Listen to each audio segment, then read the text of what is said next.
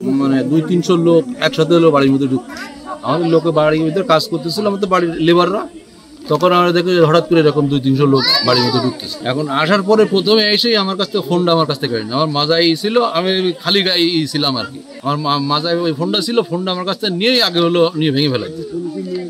এরপরে এবার হলো আমার অকথ্য ভাষায় গালিগালাজ করে, এবার হলো আমার ছুরি দেখাচ্ছে যে মানে গালিগালাজ করতেছে যে এইগুলো সে যাতে বেরো না হলে একদম মেরিয়ে ফেলা যায়। আর হাতে হকি স্টিক ছিল, রামদা ছিল, আর বড় ছুরি ছিল, এইগুলো ছিল। আর চাইনিজ কুড়াল ছিল। আর শহীদুল ইসলাম মিলন আমাদের যশোর জেলার সভাপতি, উনার থেকে আর কি উনি হলো সবাই ভিতরে ঢুকাই দিচ্ছে। দিয়ে এই যে দেখতে পাচ্ছেন এসকো, এই এসকো এরকম ওই সঙ্গে সঙ্গে এরকম এসকো এসে ভাঙা শুরু করেছে।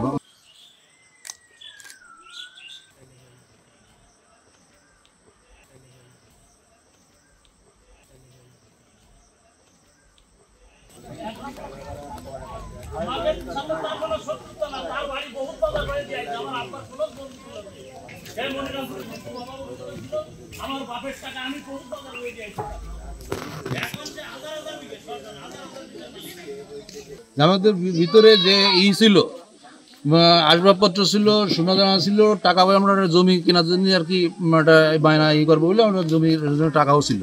সেই টাকা পয়সাগুলো আমাদের করে নিয়েছে। আপনারা দেখতে পারেন যে এই ঘরে ছিল, ওই ঘরটা ছিল, এই টাকা পয়সা ছিল ওই ঘরে, আর সোনা গয়না ছিল ওই ঘরে। সেই ঘরের সব ওনারা এসে এরকম আমাদের সব বের করে দিয়ে ওনারা এইভাবে মানে জোর জবরদস্তি করে সব করতেছে। কারণ আমারও মারছে, আমার বড় ভাই তারও হলো মারছে, মেরে আমাকে হলো সব হলো বের করে দিয়েছে। আর এর সাথে হলো মানে জিনিসপত্র যাই ওরাই হলো সব হলো বের করে, যে এইগুলো কিছু বের করেছে, কিছু ওরা হলো নিয়ে গেছে। ওই যে 200-300 যে লোক আসছিল ওরা থেকে আর কি নিয়ে গেছে।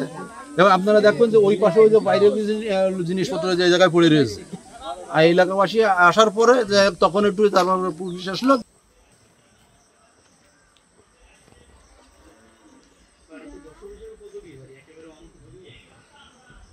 মালিক ছিলেন, আমরা তো কিনেছি শিল্প ব্যাংকের থেকে, টিওনো অফিস, ডিসি অফিস, এরা এসে আমাদের ভোগ দখল পুজো দিয়ে গেছে। আজ 32 বছর আমরা এই জায়গায় মানুষ। সব আছে পয়সার বিনিময়ে। কিভাবে আছে হাত কার কাছে কি বলবো বলেন? এখন প্রধানমন্ত্রী ছাড়া আমাদের কোনো লাইন নেই। আমরা সর্বোচ্চ চেষ্টা করেছি। আজকে এখানে প্রেজেন্ট থাকলেও একটু পরে কবে না যে আমি ছিলাম না, আমি জানিই না কিছু। এত বড় নাটক।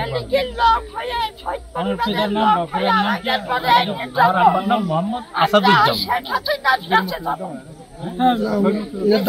শহীদ আছে আমার দাদা। দাদার নাম শহীদউদ্দিন।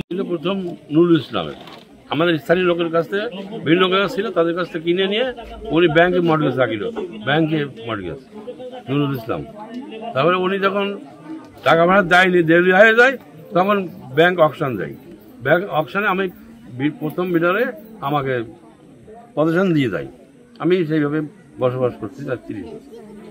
এই ইদানিং মিলন সাহেব বাংলা আওয়ামী লীগের সভাপতি, উনি নুরুল ইসলাম বিয়ে হয়েছে, বিয়ে হয়ে উনি ওনার লোভ এসে গেছে। এর আগেও আমার বলেছে কয়েকবার একটা মীমাংসা করো, 1 কোটি টাকা আমরা যাও। আমরা ওইসব টাকা দিতে রাজি হয়নি।